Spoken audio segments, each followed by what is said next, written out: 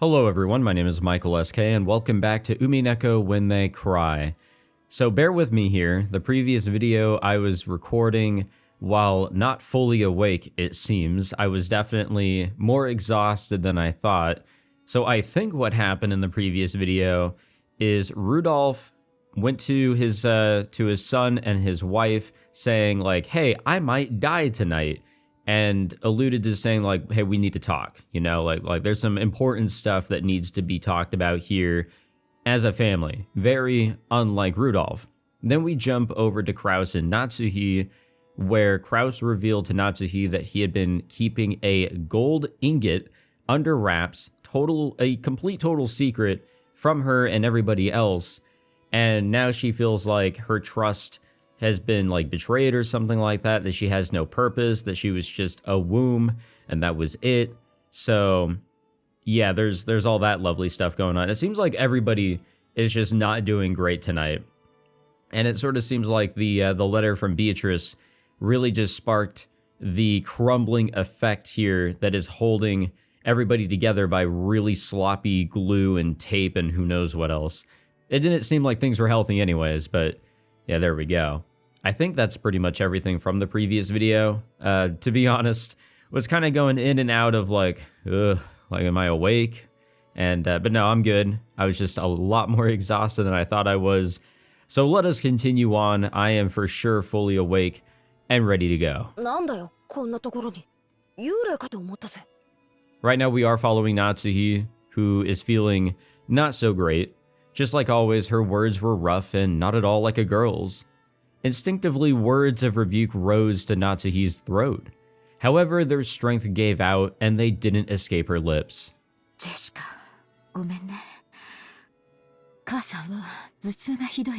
per usual. Jessica was seeing her mother in a position of feebleness for the first time, so she was considerably disconcerted. Until just now, she had been filled with contempt for all of the parents, including her mother. But now those feelings had been completely swept away. Her mother's utterly exhausted face had wiped them all out. I've had a nasty headache before.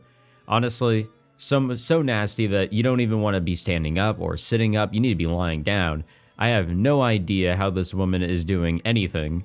In its place, the words George had told her floated back up in her mind. Our parents are doing their best in their own way, and because their families are counting on them, they can't afford to keep everything pleasant and have a heavy responsibility to fight. Maybe her mother had been standing around in this dimly lit hallway because no one had tried to understand that in her. Jessica hated her mother, so she had no intention of speaking kindly to Natsuhi just because she was looking a bit frail.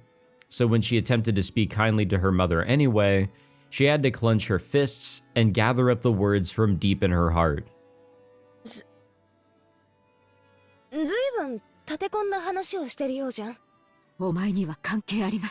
Okay, alright, never mind, let's just go away then. Yes, let's just... good attempt, you know?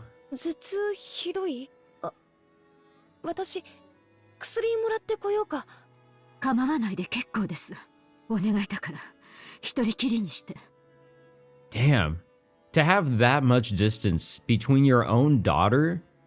Christ, that's just... I can't even... whatever. Natsuhi wasn't being cold. No, I guess she isn't, you know? What do I know? She just wanted her daughter to go far away so that she wouldn't have to bump against Natsuhi's own short temper. But there was no chance that Jessica would realize this. Jessica hung her head, looking sad. Seeing that expression, Natsuhi recognized the kindness that Jessica was trying to muster. She gave her head a small shake to drive away her own unkind feelings.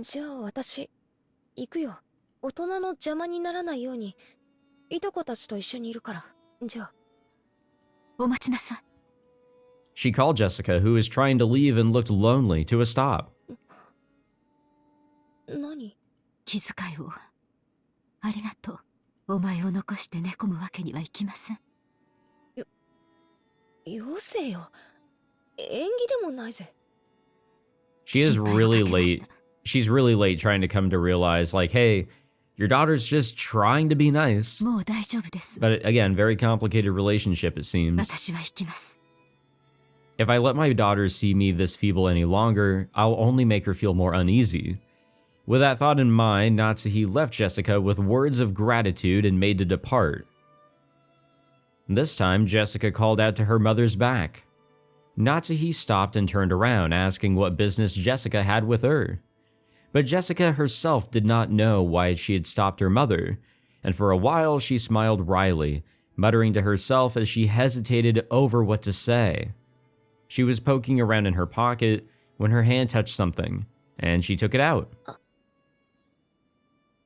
さ、母さん、私さ、今日お守りもらったんだよ。なんだっけな、魔除けだったっけ？ Oh yeah, that's right. Maria gave her a charm. Her and Battler. ドアノブにぶら下げてるといいんだっけ？忘れちまったぜ。私が持ってても仕方ないし、母さんにあげるよ。It was the scorpion charm that Maria had given her on the beach. Although she had heard of its various effects for Maria, Jessica's mind had gone blank, and she was just barely able to say even that much. Jessica, thinking that her mother probably wouldn't accept it anyway, immediately drew back the hand that she had stuck out, grasping the charm. So when Natsuhi came back to take it, she was extremely shocked. これは何かの景品？まあ私も多分そうだろうと思ってるけどよ。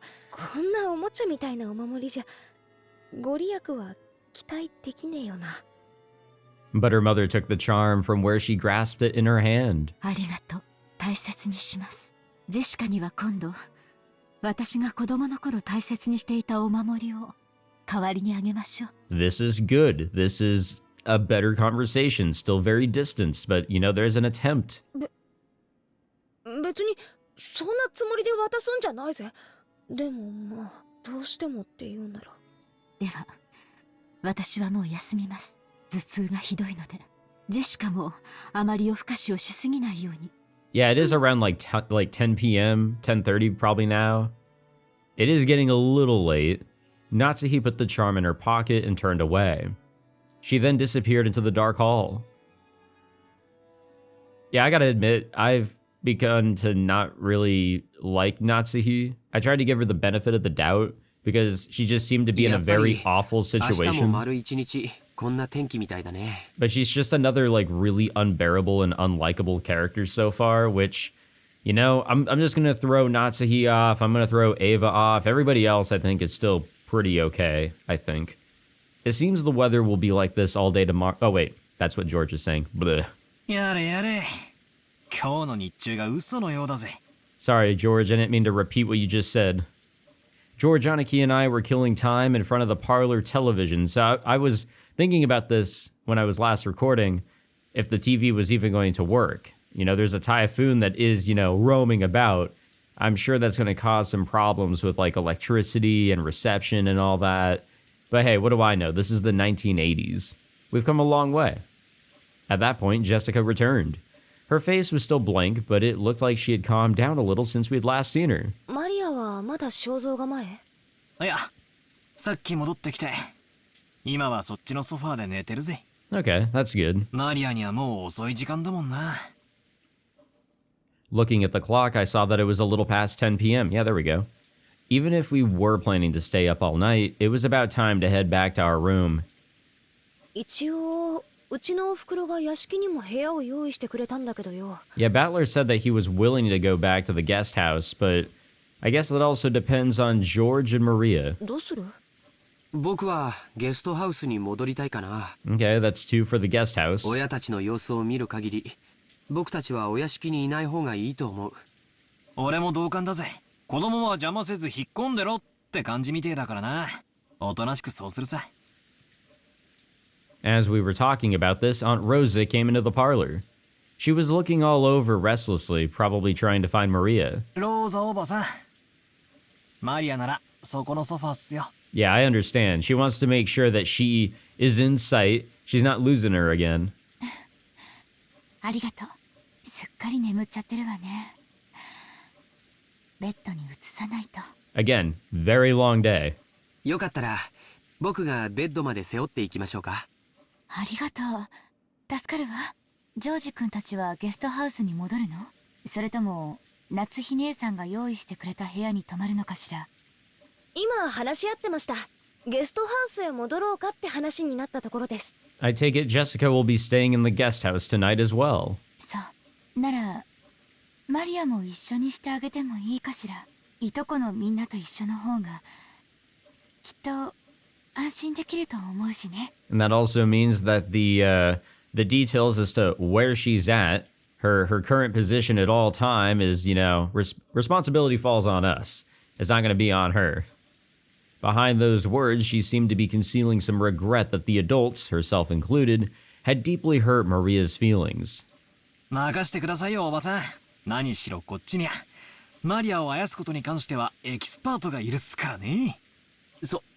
それは僕のことかい？ I mean, that's what I'm thinking. 僕だけじゃ無理だよ。みんなでだよ。そうだぜ。バトラだってあんなにもマリアと意気投合してふざけ合ってたじゃねえかよ。 Yeah, but she gets glued to the ideas of these jokes. Like, she takes everything at face value. As we said this, Aunt Rosa smiled, looking truly happy. みんなありがとう。私たちの話し合いはだいぶ遅くまでかかりそう。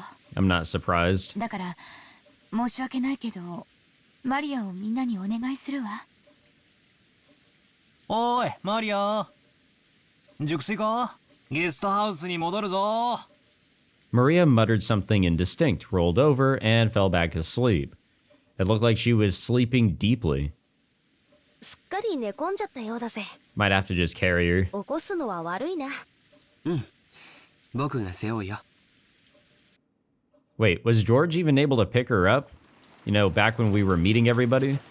Maria's body was much lighter than it looked. I lifted her up and put her on George Aniki's back. Okay, there we go. That'll work too. It was raining hard outside, and Aniki couldn't hold an umbrella and carry Maria at the same time. It looked like Aunt Rosa would come with us as far as the guest house to help out, excuse me. However, when she heard Uncle Krause's voice call out to her, she had no choice but to return. 困ったわね。もう戻らないと。皆さんゲストハウスまでお戻りですか？ Yeah, could you help, please?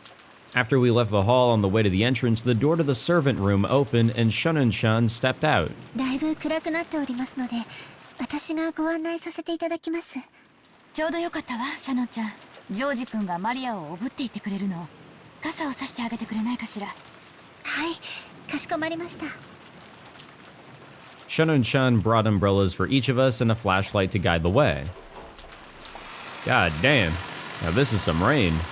As we opened the front door, the downpour was quite terrific. It looked like we wouldn't have any spare time to take a pleasant walk and enjoy the nighttime rose garden. No, we just need we need to go. We need to dip. 俺が背負うぜ。大丈夫だよ。マリアちゃんくらい背負えるよ。本当にありがとうね。マリアをよろしくお願い。わかりました。じゃあおやすみなさい、おばさん。 For now. それではお送り It して could ま be い a ります。 very long night unless we will go into the next day earlier than I'm thinking. ええ、よろしく。 Aunt Rosa watched us leave. マリア、いつもごめんね。 Rosa's mumbling voice didn't reach the person in question, nor any of the kids, but disappeared beneath the sound of rain. Yeah, that was kind of odd, what she just said. Like, am I looking too deep into it, I wonder? I don't know. I kind of want to, like, read that back, actually, if that is okay. Yeah, I'm sorry for everything. Like, I guess that could be interpreted in a lot of ways. Maybe you could just see it as like, oh, she's just sorry for how things went down today. Or that was a very big, lasting, I'm sorry, you know? I don't know. After cutting through the rainy rose garden, we arrived at the guest house. 俺がマリアを背負って立候補すりゃよかったぜ。そうすりゃ傘を差してくれるシャノンちゃんのでっけえお胸を二の腕でたっぷり堪能できたってのによ。 I hate to say it, but classic Battler. At it そん again. なつもりじゃないよ。誤解だよ。そうしないとジョージ様が濡れてしまうと思いまして。ほーら、バカなこと言ってないで入るぜ。 After being urged on by Jessica, we folded up our umbrellas and went into the guest house. お召し物を濡らしてしまった方はいらっしゃいませんか？タオルを用意いたしますが。そこまで気を使わなくていいぜ。ありがとよ、シャノンちゃん。そうだ。僕たちはこれからトランプでもして少し遊ばないかって話なんだけど、よかったら少し一緒しないかい？ I don't know, is she like able to do so? あれ、今日のシフト、深夜勤は誰になってんだ？親族会議中は特別シフトになってたと思いました。少し変更も出てるみたいなので、ちょっと確認してきます。ああ、わざわざ屋敷に戻らないとわからないんなら無理に。大丈夫です。ゲストハウスの使用人室でわかりますので。 Oh shit, there's a servant room here in the guest house? ちょっと失礼しますね。 That is very convenient.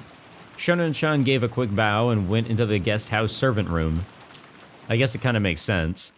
The rest of us headed for the cousin's room and decided to put Maria to bed for the time being. Maria was sleeping very deeply, and there was absolutely no sign of her eyes opening. For now, we would get some soft drinks out of the room's refrigerator and drink those while playing cards or something. God damn, and this room has a refrigerator? Shit. Maybe Krause was onto something, you know? You know, if he actually followed through, but I don't know, that's a very cozy room. What the hell's going on here? カノン君、源氏様までこちらに。今夜のシフトはどうなっているのでしょうか？クラウス様の命令があってね。 Hey, yo? シフトの大掛かりな変更があったんだよ。ゴーダがお屋敷の深夜勤に変更になった。シャノンとカノンはゲストハウスの深夜勤。私とクマサワはゲストハウスに泊まるようにとのご命令だ。They have to sleep in the guest house? お前も今夜はこのままこちらにとどまるよう。 What the hell? 今電話があった。 This just seems odd. Like, obviously, we don't really know I guess the servant situation, how they regularly schedule things, how they live their lives here as servants. But this just kind of seems abrupt and very odd. ずいぶん大掛かりな変更ですね。お屋敷とゲストハウスの当番がまるっきり逆になってるじゃないですか。 Originally, Shannon and Kanon had been assigned the night shift in the mansion, while the night shift in the guest house, where all the relatives were staying, had been assigned to Goda, who had an abundance of experience in entertaining. Kumasawa should have been sleeping in the guest house, while Genji should have been sleeping in the mansion. However, it seemed that Krause had suddenly ordered that the schedule be modified. The shifts at the guest house and the mansion had all been reversed, and Genji was spending the night in the guest house. 多分ベアトリーチェ様の手紙のせいだろうね。 And maybe the weather. 多分ってどうして？あんな怪しげな手紙が現れたらクラウス様が僕たちを疑うのは当然だからね。Ah, okay. 親方様直属の僕たちを極力親族会議の席から遠ざけたかったんだろうよ。 Genji, Shannon, and Kanon were all permitted to wear the Ushiromiya family crest, the one-winged eagle, as the servants who served directly under Kinzo. Of course, since they were working for the Ushiromiya family, they had to obey anyone's orders, but their only boss was Kinzo. Since only Kinzo held the right to employ them, even Krause could not have them dismissed of his own accord, Because of this, Krause and the others often viewed these servants as Kinzo's underlings and shunned them. And in fact, Kinzo seldom let anyone other than them enter his study. This sudden shift change was probably a clear expression of the sense of mistrust that had caused. Okay. Now that does make a little bit more sense as to all of this. Considering the time Kinzo had left to live, this would definitely be the last family conference before the problem of the inheritance came up. On top of that, the mysterious letter that claimed to be from Beatrice had dropped in out of the blue. Krause definitely wanted to keep Kinzo's loyal subjects away from the table of such a delicate and important discussion. ではすまんが、私は向こうでくつろがせてもらう。もし何かあったらすぐに呼ぶように。今夜のお客様は特別だ。 Yeah. はい、かしこまりました。 Special, all right. Very. Genji nodded back, went behind a screen, took off his jacket, and slowly began to relax after a day's worth of tension. 今お戻りになられたのはお子様方。ゲストハウス行きになってちょっと嬉しかったかな。 Yeah, the tension isn't here. Plus, people around their age are also here. どうしてだい？意地悪な奥様やエヴァ様から離れられたから？それとも別の理由があるのかい？別の理由なんかありません。そっか。なら二人で深夜勤を頑張ろう。よろしく、姉さん。私ついさっきお子様 Oh, 方 she に really wants to play some お部屋で cards. 遊ばないかとお呼ばれしてて。 Shannon hung her head apologetically, gazing at Kanon uncertainly. Kanon didn't try to meet her eyes and spoke curtly as he sighed. It looked like he didn't plan on indulging his sister. ダメだよ。深夜勤を仰せつかってる。それに僕たち家具には遊びのお誘いは必要ない。わかるね。そんなこと分かってます。 But she really wants to play some fucking cards. More so, she actually wants to be around those her age. She actually would like to, live a little, I'm sure. Live as she is, as her age, actually is here. Instead of as a servant, as furniture, I guess, if you will. Shannon's shoulders drooped slightly. She had already expected that Kanon, a stickler for rules, would say something like that, but she still seemed a little discouraged.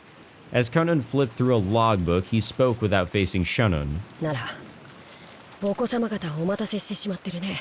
深夜勤に当たってしまったからご一緒できないと謝ってこなきゃ。行ってきなよ。私謝ってくるね。 Yeah, that apology might take like 20 minutes, but yeah, she will be back. Shannon hurriedly stood from her seat before her brother's mood could change and flew out of the servant room after giving a quick bow. As he watched her go, Kanon took a single deep breath, Genji's voice came from beyond the screen. カノン、私がここにいるからお前も行くといい。源氏様、誘われたのはシャノンだけです。僕は別に誘われては。その場にいなかったからお声をかけられなかっただけだ。言えばお前も誘われている。たまには子供らしく遊んでくれ。 Yeah, exactly. Damn, Genji is a good-ass guy. いえ、僕には必要ない行為です。人の子には遊びも必要でしょうが。 But he's furniture. 僕らは Yeah, we know. We get the deal. そうか。姉さんだって家具です。人のふりをしたって後で苦しむだけなのに、僕はそれが分かっているから人に近づきたくないだけなんです。 Genji did not say anything after that. After a while, he stood up and used a pot of hot water to make powdered cocoa, serving some to Kanon as well. I don't know what to think. I mean, you guys already know a bit of my feelings in regards to the whole furniture deal.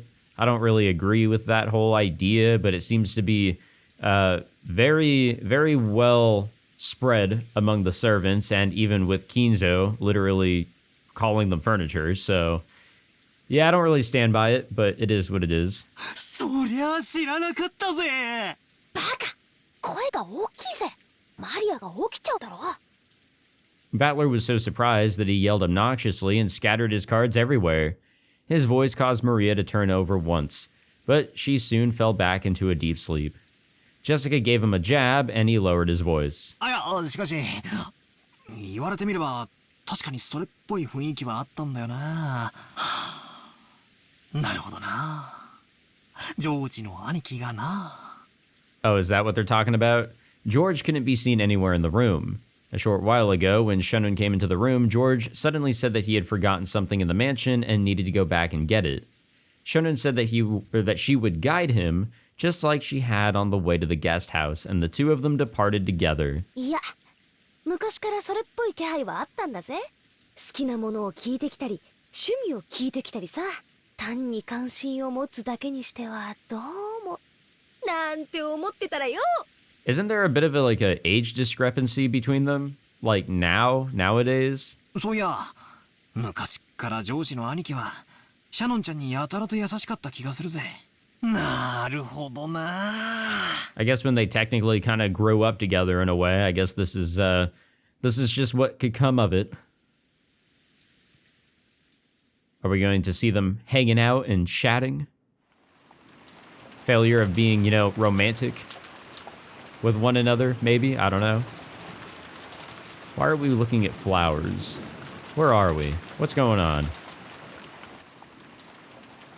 Oh, we're in the, what is this, a gazebo? 天気予報によると今夜が一番ひどいみたい。明日いっぱいも止まないらしいけど、もう少しマシになるそうだよ。Yeah, we will definitely be stuck here all day tomorrow. そうですか。では明後日までは船は来られないかもしれませんね。ジョージ様の月曜日のお勤めに差し支えが出ないか心配です。 No, I think it will, 100%. 台風が来ていることは知っていたからね。万一に備えて月曜日には予定を入れなかったから大丈夫さ。こう見えてもスケジュールは先読みできるタイプなんだ。No, you do look like it. You look like you're really prepared. George puffed out his chest, acting proud. Compared to the calm appearance George always had as the oldest cousin, he now looked amusingly like a little kid. Shannon chuckled at this abrupt contrast. さすが。やがては会社を起こされる方はしっかりしていますね。やっぱり会社を起こすというのは大変だね。Yeah, it does seem like it. お金とかそういうのだけじゃないものが戦国一の部下思いの人だったんだよ。そんな方だから部下の皆さんもついてきてくれたんですね。The truth was, Shannon had already heard this story several years ago. Damn, George, you gotta get some new material. But whenever a discussion of his father led to this sort of topic, George would always glow and look like he was having a great time. So Shannon just smiled without interrupting, urging him to continue. 確かに資本主義の世界ではお金は力で石垣の高さでもある。でもね、戦も城も自分一人じゃ成り立たない。大勢の部下に支えられ、その力を借りて初めて成立するものなんだよ。それを理解してから父さんの背中を見ると、自分がいかに未熟で。Well, it just sort of means that you've still got some time to grow. You've got a lot to learn. 父さんがどれほどの切磋琢磨をして今日を築き上げてきたかが。ジョージ様はお父様のことをとても尊敬されているんですね。Yeah, you think? 羨ましいです。ごめん。すみません。私も別にそういう意味で言ったつもりは。 Yes, make it awkward. The two of them awkwardly looked at their feet. Shannon had no parents. She had been brought up in an orphanage owned by Kinzo called the what? The Fukian House, also known as the Gospel House. Under the guidance of Kinzo, their honorary director, the orphanage offered members who excelled a chance for on-the-job serving experience. If their efforts met with Kinzo's approval, well, they'd be able to leave the orphanage and work as servants for the Ushiromiya family.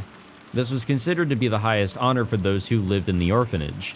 Servants from the Fukian house also took names with the character own in them while they served. Okay. That actually definitely adds on a little bit as the whole deal with why both her and Konon, you know, both had that, so they both came from the same location. So Shannon wasn't her real name. The same went for Konon. All of the members of the Fukian house were orphans. At least, they were all people who had been separated from their parents under special circumstances. Because of this, the orphans who had been taught to think of each other as their own family, or their only family. And that's why it seemed so natural to both of them when Konon called Shannon his sister. And while both Shannon and Konon were working in the mansion today, there were several other servants possessing the own character in their names, such as Manon and Linon, who often worked a rotation schedule, However, there were not many servants who stayed with the Ushiromiya family for long. It was standard for them to quit after 3 years. So you could probably say that Shannon, who had been working for 10 years, was a notable exception to the rule. Working as a servant for the Ushiromiya family was a heavy burden to bear, but the pay wasn't bad at all.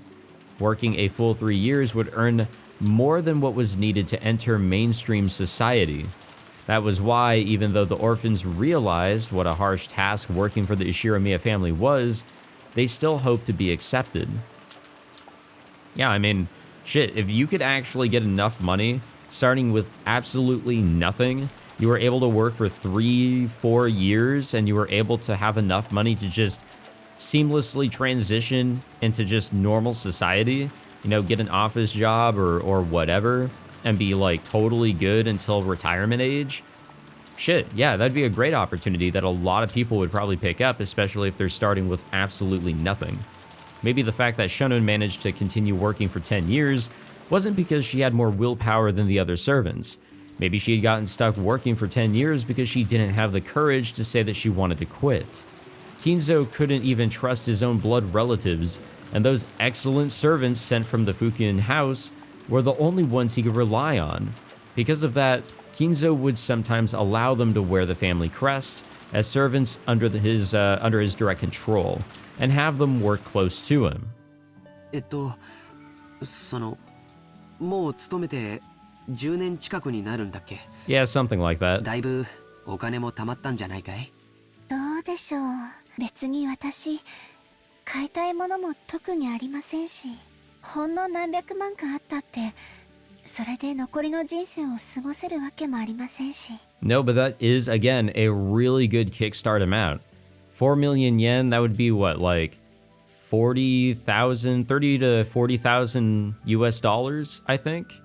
I don't know. I'm thinking few as 4, so I don't know. I mean, yeah, it's definitely not enough to fully live on for like the rest of your life, or even like a good, you know, a good while, but it can definitely help. I mean, you can definitely start renting a place, you can start to buy yourself food and all that, and you can just get on out there. But I guess also, if you know this is where you think you belong, and you just want to work here and continue to get money and then retire, well, there you go. You literally will have enough money by the end, your 50s or 60s or whatever, to definitely retire. Now, I don't know if that's necessarily going to be the case after this year, because this whole Beatrice thing can really shake things up. So basically everything I just said, throw it out the window. そうですね。私はこのお屋敷以外に行くあてもありませんし。Except into George's お嬢 arms. 様とも他の使用人の子たちとも仲良くやれてますし。 That was really terrible, I'm sorry. 奥様には時折お叱りを受けますけど、バラの世話やお屋敷のお掃除も楽しいですし。でもそれはシャノンちゃんの、サヨちゃんの人生じゃない。 Oh shit, he knows her true name. God damn. Oh shit. George has gained the trust. He is in there. Shannon cast her eyes downwards when she heard her real name.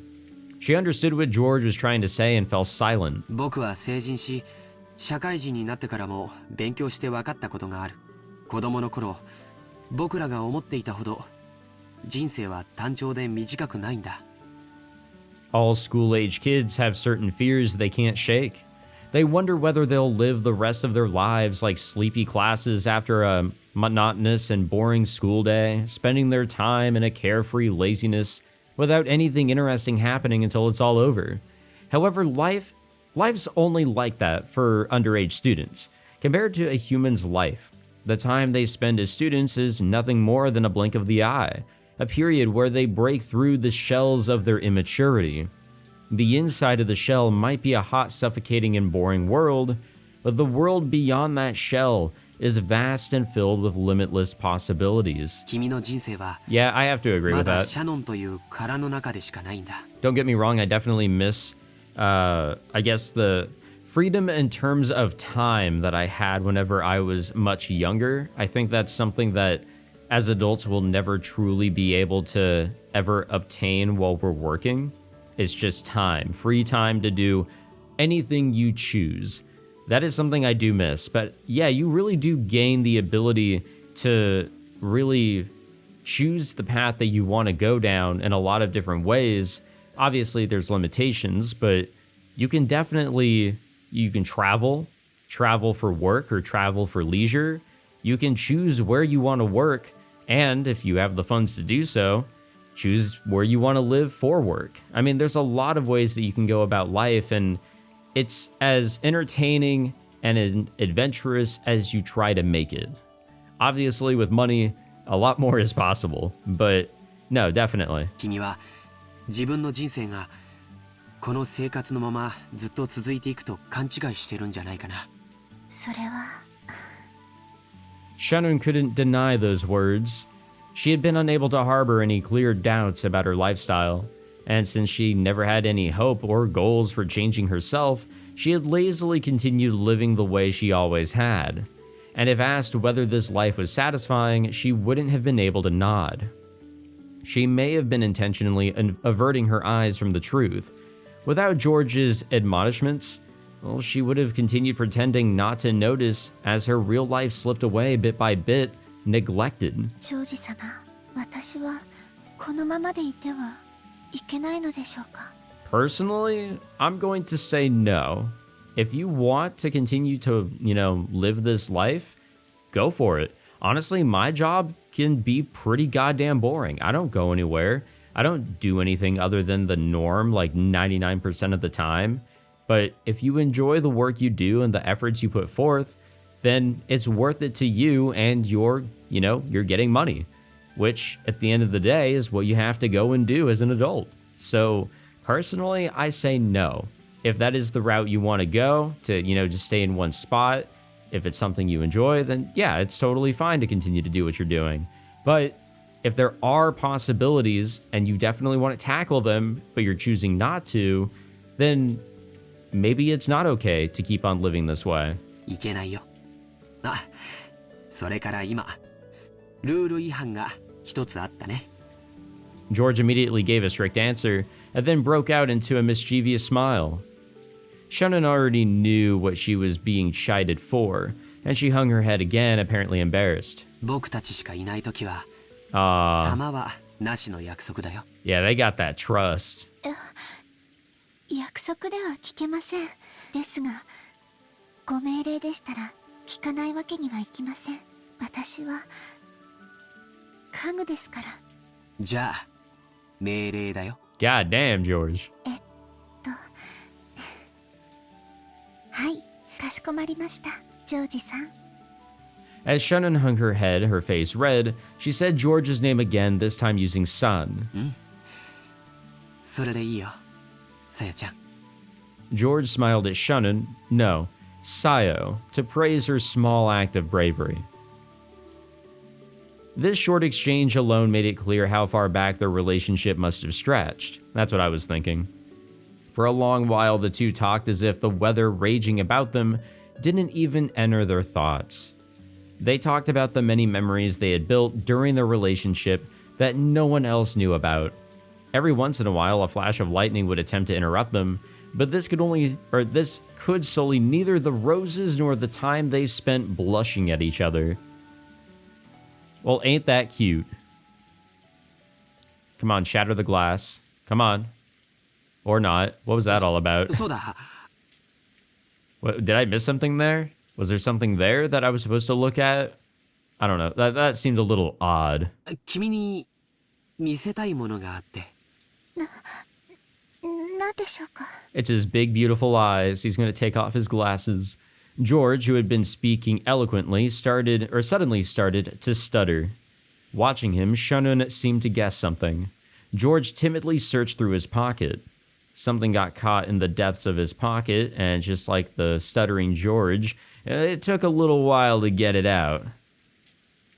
What is it? What does he have? It was a very small box. Ooh, a small box covered in a deep blue velvet.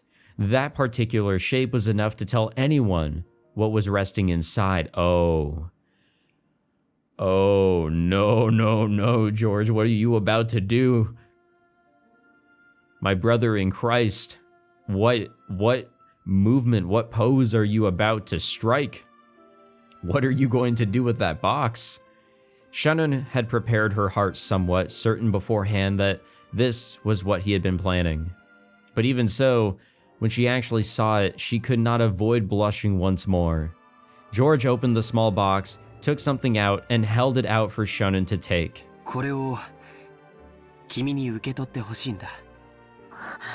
このような高価なものは、受け取れない。いえ、こんなもの、私には And furniture. 過ぎていて。さよ、これはお願いじゃない。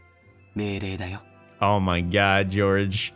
Oh my god. What do the kids say nowadays? The Riz? この指輪を受け取って、ね。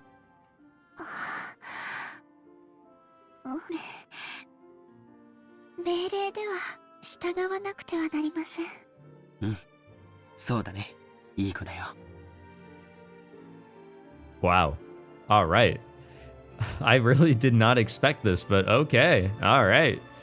Shannon, not wanting to show her bright red face, timidly accepted the ring from George's hand while still staring at the ground. That ring wasn't a simple accessory. It was a noble object meant since ancient times to be offered to a special woman under special circumstances. Therefore, while George could order her to take it, he could not order anything beyond that. Anything beyond that would depend not on an order, but on Shannon's, no, Sayo's own will. だから、ここからはもう命令じゃない。さよ、明日までに言葉でない形で返事がもらいたい。Oh man. わかるね。Please do not let any of these two individuals die. Honestly, if anybody else does die, like, that's probably going to shake up this whole thing because, like, who's going to want to, like, accept a proposal or anything like that under those circumstances? Unless their love is that pure. Oh, somebody died? Somebody got murdered? Well, anyways, so my answer is... もうこれ以上は命令じゃないから、僕は君に命令はしない。でも、指輪は指にするものだからね。気に入ってくれたなら、好きな指につけてくれればいい。Shannon had only pretended not to know. She already understood what he wanted her to do. But she was standing at a huge crossroads of her life. Yeah, quite literally, yeah. 今夜はこれくらいにしよう。George turned away from Shannon, acting just a bit bluntly. 君に左手につけてほしいと命令することもできるかもしれない。君も命令されればそれに従えるという臆病な甘えがあるかもしれない。でも最後のここだけは君のサヨの意志でしてもらいたいんだ。Damn, the power of George's fucking speech here has completely silenced the goddamn rain. わかるね。That is the power of love right there, ladies and gentlemen. I could probably, take some notes here.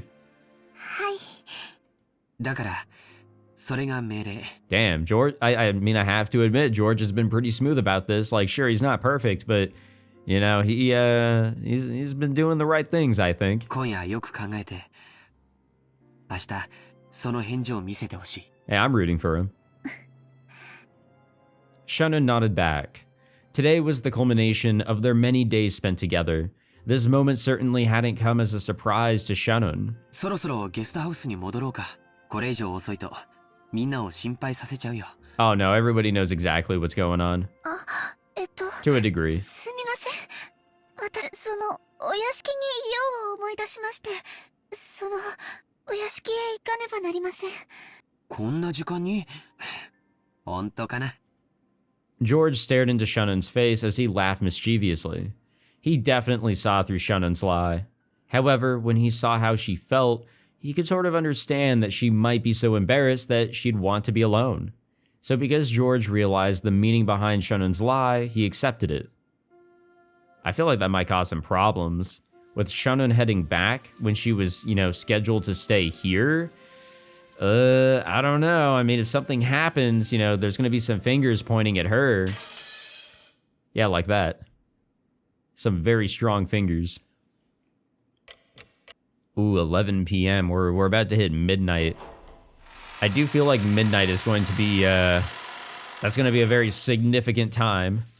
Shannon entered the entrance hall to the mansion with a tottering gait. A mixture of exaltation, and uncertainty gave her a feeling that she couldn't easily describe. It swelled up in her chest until it felt like she was about to burst. After stopping for a second in front of the servant room to take a deep breath and calm her heart, she opened the door. Oh, so this is the servant room, nice. Inside, Goda, who had been ordered to take the midnight shift at the mansion tonight, was absorbed in a worn-out crossword puzzle magazine. He looked up for an instant to see if one of the family had come, but when he realized it was a fellow servant, he returned to his puzzle as if nothing had happened. 源氏様より郷田さんのお手伝いにつくように言われてまいりました。 I don't think that's what's going down.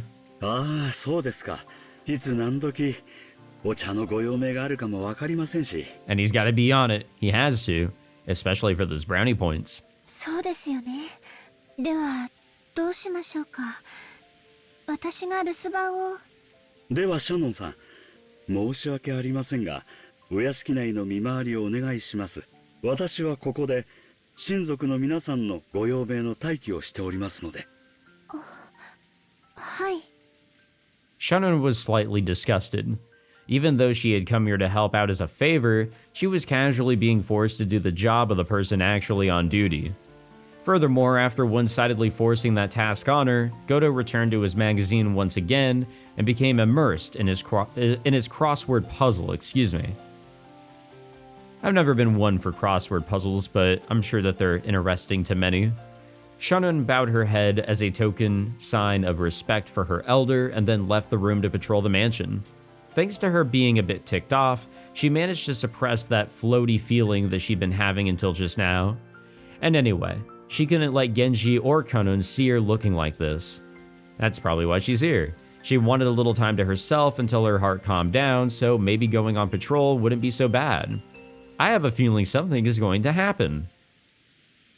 She began to hear the what the fuck voices of the family discussion coming from the dining hall.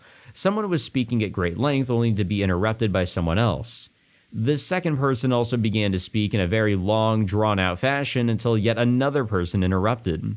That kept on repeating. It was as though their displeasure was seeping out through their voices. She had been told to go to the guest house, so it would be bad if Kraus discovered her. Thinking this, Shannon dashed past the dining hall. Then she went along a prearranged route through the dark mansion, checking that all the locks were secure. It's interesting. Why would you need locks on doors to a mansion when the mansion is the only place here on the island, minus the guest house? I mean, I guess anybody with a boat, maybe not in this weather, could definitely just come on up. Or I guess somebody with a plane. No, there's nowhere to land here. I guess if people really wanted to break in, they would. It's just very unlikely. So I guess you still have to take the measures to lock up the place. She walked down the hall, checking each window. There were no humans on Rokkenjima other than those connected to the family. So locking up didn't really serve much of a purpose. No one had been in the habit of locking up the Ushiromiya head family. At least not until Natsuhi had scolded them for being careless. The metal fixtures on the windows were ice cold, and as she checked them one by one, the glow in her heart seemed to cool down. Uh-oh. What is she questioning? What the fuck? What was that? At that time, she thought she saw something twinkling, yeah, that, across the hall. Twinkling. How could anything be twinkling through the darkness of the hall? Yeah, it's one of those butterflies that escaped from the text box, it seemed. She figured she must have been imagining it, but she still held her breath. Grasping a curtain, she fearfully gazed down the hall. However, other than the occasional crack of thunder brightening the hallway, she was unable to glimpse any flicker again. It must have been her imagination after all. Maybe her heart was so agitated that she had seen something that didn't even exist. Shannon went back to checking the windows. However, a certain unnerving memory was resurrected in the back of her mind. it was that ghost story, which had been passed down amongst the servants who served the Ushiromiya head family. The mansion had two different masters, one of the day and one of the night. Beatrice, the master of the night, would sometimes fly around the mansion in the form of sparkling butterflies, and that was the story. Well, isn't that a little coincidental? We just saw one. Come to think of it, didn't Kanun-kun once say that he had seen it with his own eyes? And though he got sulky when I said that he must have imagined it, and refused to believe him. Could it possibly be true? The roar of the thunder gave no answer. Oh, things are about to get spooky. Oh, we're back outside. Neat. No butterflies out here. Are we headed back to the guest house? I think we are. Damn, I do gotta wonder what's gonna be happening, though. Something big is going to happen. I am sure of it. Wait, are we headed back to the mansion? Is this the mansion? Yeah, okay, so we're still at the mansion. Who are we following?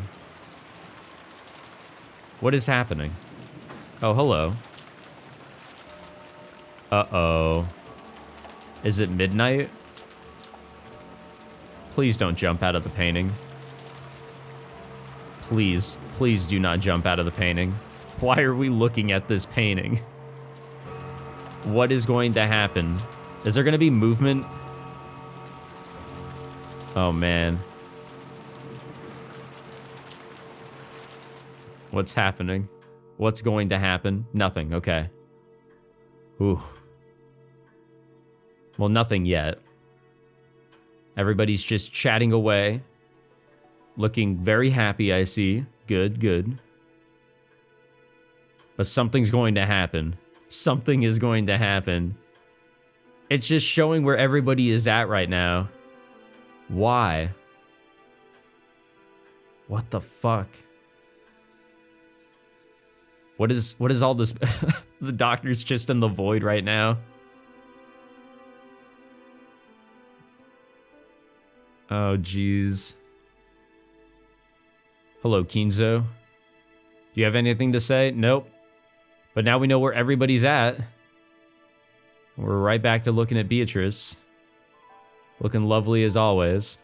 I would say, at least. What the fuck is happening? The suspense is killing me. What the hell was all that? The suspense is killing me. Oh. Oh, it's not nighttime no more. Okay. I guess I was wrong. It's not going to be a long night. It's a whole new day. Wow. Okay. Fuck me, I guess. I thought it was going to be like the longest night this island has ever seen. But that does raise some eyebrows and some potential questions as to, did anything actually happen last night? It seemed like, okay, everybody was having their lovely bickering in the parlor in the dining room or wherever. Shannon went back to the mansion. Goda was still there, chilling, you know, doing the crossword puzzle, trying to get the knowledge points, you know. Very important in Persona 5. And everybody was here, the cousins, you know, just kind of chilling, Maria sleeping. The other servants were here. And Kinzo up in the study. That's pretty much everybody, right? Nobody stuck out. We knew where everybody was, but in the span of 6 hours, could anything have happened? I wonder. Genji tightened his bow tie and looked outside through a crack in the curtains. Maybe the rain had died down a tiny bit since the previous night. But the thick rain clouds didn't seem like they'd be letting any trace of the morning sun get by. The morning was dim and far from refreshing. Yep, another nice long day. お待たせしました、源氏様。 Kanun finished checking his appearance and exited the washroom. On their normal schedule, it was rare for anyone to have to suffer going straight from a midnight shift to an early morning shift. They were on a special schedule for the 2 days of the family conference. However, unless the typhoon passed today, the relative stay on this island, would last until tomorrow. Kanun thought it would be best, or it would be, god damn it, Conan thought it best to be prepared for the special schedule to last an extra day. Trying to stick another word in there. The two of them left the guest house, opening their umbrellas. The rose garden had been devastated by the wind and rain on the previous night. Even though they had spent several days making it beautiful to welcome the guests, one stormy night was enough to ruin it. Conan sighed. The two headed for the mansion. They were supposed to meet up with Goda and prepare breakfast. Goda was such a perfectionist that he had probably already woken up and was probably already preparing a breakfast as exquisite and elegant as glasswork. They reached the overhang by the entrance to the mansion and folded up their umbrellas. Genji took a bundle of several keys from his pocket and unlocked the front door. The Ushiromiya family mansion was the only thing on Rokkenjima, so in the past, they hadn't been in the habit of locking up. Yeah, it was only Natsuhi. Natsuhi was the one that changed things. Natsuhi had ordered that the mansion be locked up from midnight to early morning. Ever since then, unlocking the door in the early morning had become part of the servants' morning shift. This task had been given to Genji and Conan so that Goda could start preparing breakfast as soon as he woke up. Silence had fallen in the mansion, giving the impression that the mansion itself was still asleep. Yeah, it does look pretty dead in here. Hi. The two of them split up and began opening the curtains throughout the mansion. If the curtains stayed closed, the mansion would remain enveloped in faint darkness, as though it was still trapped in the previous night. Oh yeah, that's better. Following a well-rehearsed procedure, Conan went around the mansion, opening the curtains for one window after another without having to retrace his steps once. And even with this horrible weather, drawing the curtains made it feel just a little bit like morning. I mean, we got some natural light coming through. Obviously, we don't have the big old sun shining through, which is a little unfortunate on a nice morning. But while doing that, he passed in front of the kitchen. Even though he hadn't smelled anything yet, his stomach started aching for some of Goda's prized cooking. Ohayou gozaimasu. He tried to greet Goda, who should have been getting breakfast ready, but Goda was nowhere to be seen. The kitchen was darkly lit, and not only were the curtains not open, but the fan wasn't even running. It was still cold, without any trace of a fire being lit, so of course there were no signs of breakfast being made either. Though it would have been inexcusable, perhaps Goda had overslept. Even servants are only human. Well, supposedly. They sometimes sleep in and show up late. In the rare case that such a thing happens, it's part of a servant's code to hide the unsightly scene before anyone notices, smoothly cover it up, and make sure the family never even realizes that something has gone wrong. Conan took the receiver of the phone that had been fitted to the wall and dialed the number for the extension line in the servant's sleeping room. He couldn't hear that characteristic sound of a dial tone. Conan tried picking up the receiver again, but even so, he couldn't hear the usual dial tone. He tried dialing again, but it had no apparent effect. The fucking phone lines aren't working, even locally? Could the lightning last night have damaged some machine, breaking the extension line? The equipment in this mansion was all worn out. Conan fully understood that even the smallest thing could have caused it to break down. He gave up trying to wake Goda with the phone and dashed over to the servant's sleeping room. If he's not there, then something is definitely amiss with Goda. How long has it been since I stopped sleeping and started lazily staring up at the ceiling? That vague sense of awakening was part of Natsuhi's usual morning experience. She always slept lightly, and she couldn't sleep at all without medicine. That is very unfortunate. To Natsuhi, sleep was definitely not a happy thing. Honestly, I kind of relate. Like, I don't like to sleep, but it's something that you have to do anyways. So you just got to do it, right? When she looked outside, she saw that it was still pouring.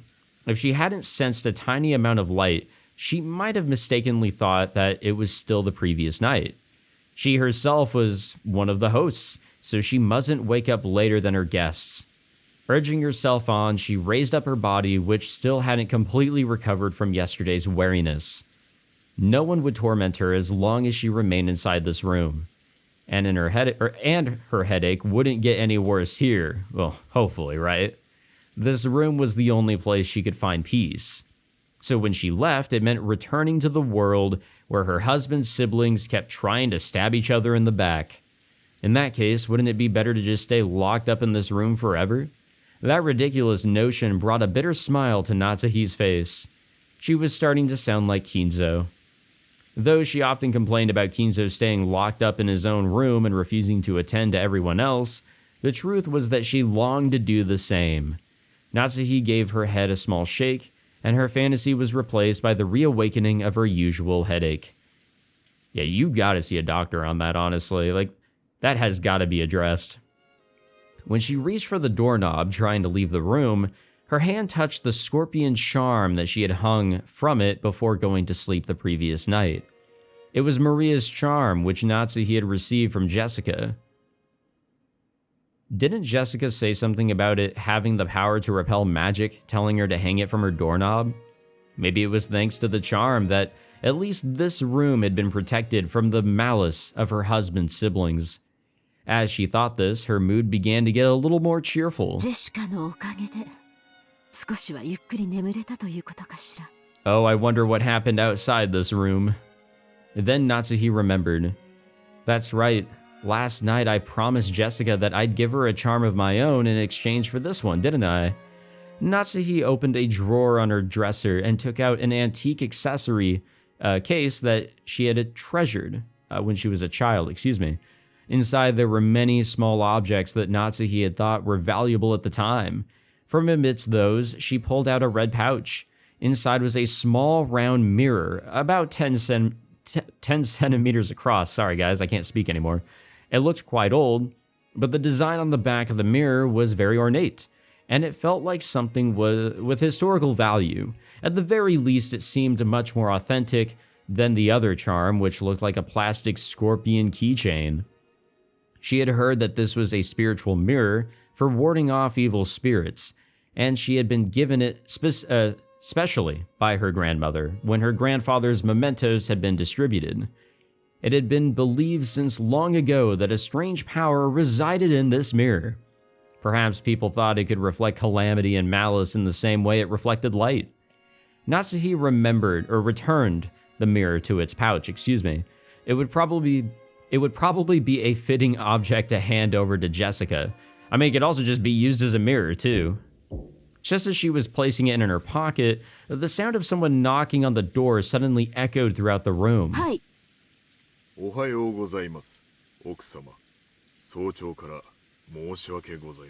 Oh no, she was already awake.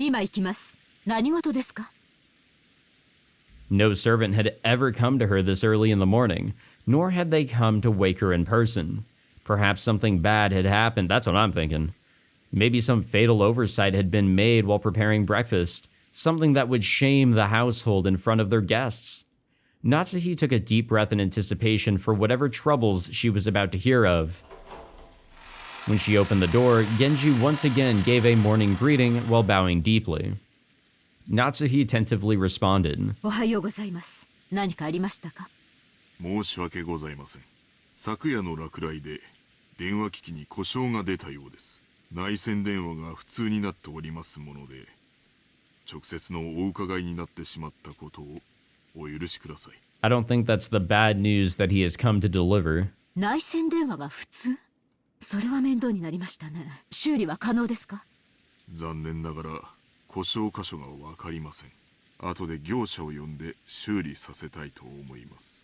ということは、この台風が過ぎるまでは修理不能ということですか？ Well, yeah, nobody can get here. つまり、客人たちの滞在中はずっと普通ということですね。客人たちのお世話に支障は？出ないよう最善を尽くします。結構です。粗相のないようよろしく頼みます。Natsuhi let out a small sigh of relief.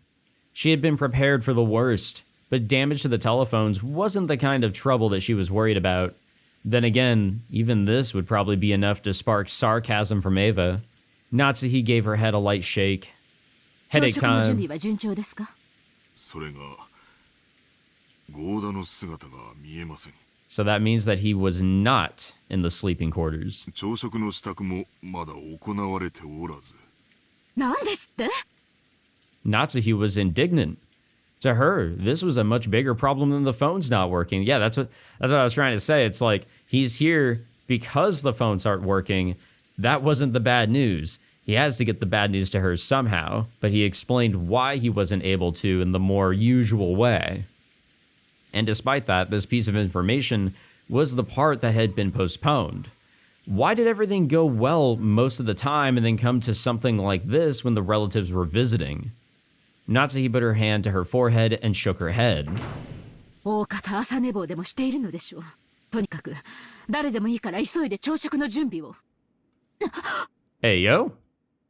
What's happening? Natsuhi exited into the hall and turned around for a second to close the door to her room. The creepy thing that she saw there silenced her completely. What creep... What the fuck? It was an unpleasant sight, as though someone had dipped their fingers in a reddish-black liquid and scratched at the door around the doorknob. It was probably some sort of awful prank, arranged by some person who wanted to make it look as though they had tried to force the door with bloody hands. Wait, that was the door to her room, right? And she's just now noticing it.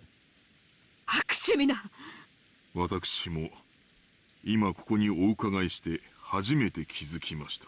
後ほど清掃いたします。 Yeah, cleaning it is fine, but also what the fuck?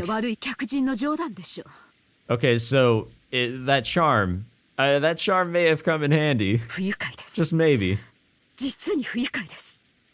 Who in the world would pull such a childish and disgusting prank? Natsuhi had a pretty good idea, but of course there was no proof. So even if she had pushed the issue, it would just seem as though she was making a fuss about nothing. In fact, it would surely be better to act as though she hadn't even realized that such a prank had been played on her.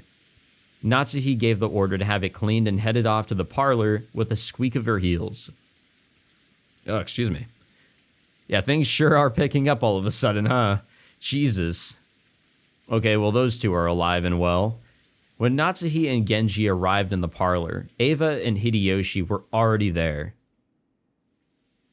おはようございます、皆さん。おはよう、夏日さん。朝食も郷田さんが作るっちゅう話やないか。朝から胃袋が大喜びで騒ぎっぱなしなんや。Oh, I'm so sorry, Hideyoshi. I don't think that's happening. 本家の楽しみは食事くらいがせいぜいですものね。エヴァさんも朝からご機嫌がよろしいようで。With a wary expression, Natsuhi returned Eva's gaze, which was fiercely competitive despite the early hour. Then Conan jogged in. After bowing an apology to the relatives for running inside the mansion, he noticed Genji and told him something in a small voice. カノン、ゴーダはまだ見つからないのですか？申し訳ございません、奥様。お屋敷内もゲストハウスも回ったのですが、まだ。一体どこへ行ったというのです？ Yeah, out of all people that I thought would actually be a target here to get killed, or whatever, like, I didn't really think any of the servants, to be totally honest. I thought it'd be a family member. とりあえず今はゴーダより朝食の準備が先決です。至急対応しなさい。はい。 Conan glanced at Genji. It seemed he had something else to report, but was uncertain whether or not the words should come from him. Genji nodded and decided to give the report himself. 奥様、ゴーダだけではありません。 Oh, fuck. 旦那様の姿もありません。 Oh, shit. 主人が？はい、奥様より先に旦那様に朝食の準備がないことをご報告しようと思い、それから旦那様だけではあり Oh, ま who せん。 else do we have? ルドルフ様ご夫妻と Oh, ロー shit. ザ様のお姿もありません。 We have a whole batch of characters that aren't present. ゲストハウスにも屋敷にもですか？はい。ゲストハウスの部屋にもおられません。 Wait, so how many people do we have? So there's Goda, and now we just heard that Kraus was one of them, so that's 2. And then it's Rudolph, his wife, and Rosa. So that's 5? Are we at 5? Did I miss any? Hold on. Why don't I just use the fucking log here? Yeah, we're at 5. Okay. Hold on. I just want to refer to I want to refer to our logs here, if you will. By that I mean this. Where did this say anything about sacrifices? The first twilight offer the 6 chosen by the key as sacrifices. Was that it? Was that the thing? 6? Eventually there's going to be 5 that go as well to make 11. So right now we know of 5 that are missing. When she had heard that Goto alone was missing, she had assumed that he had slept in or was loafing around somewhere. However, now that she had learned that several of the relatives were also nowhere to be seen, she began to take a slightly more optimistic view. Could last night's family conference have continued all night, up until the present moment? If so, they might have wanted to cool their heads after being shut in a stuffy room, going out for walks on their own through the rain. And the part about cooling their heads really sounded like something Kraus would say. Goto had probably been summoned to accompany them and aid them in some way. Goto was not a man who lost track of time. He had to understand that preparations for breakfast would be hindered if he did not return. However, maybe the family conference had continued until this very moment, with an atmosphere that would make it hard for anyone to slip out. Yeah, that theory would be quite convincing for Natsuhi. She remembered the illusion she had felt that morning, as though the previous night had never ended. When she learned that the feeling wasn't just an illusion, she once again took a deep, wary breath. After all, that banquet of filthy vultures circling Kinzo's property was still going on. Oh yeah, it was most definitely still going on. 庭園のどこか、あるいは海岸の方で愛も変わらず遺産の話を繰り返しているのでしょう。 Well, boys and girls, as much as I really want to continue to just go on here because I am fucking invested into whatever is happening here, that is going to be it for this video. But we are in chapter 10, and things really do be, they really do be going on here, huh? No, this was a packed video with a lot of big question marks.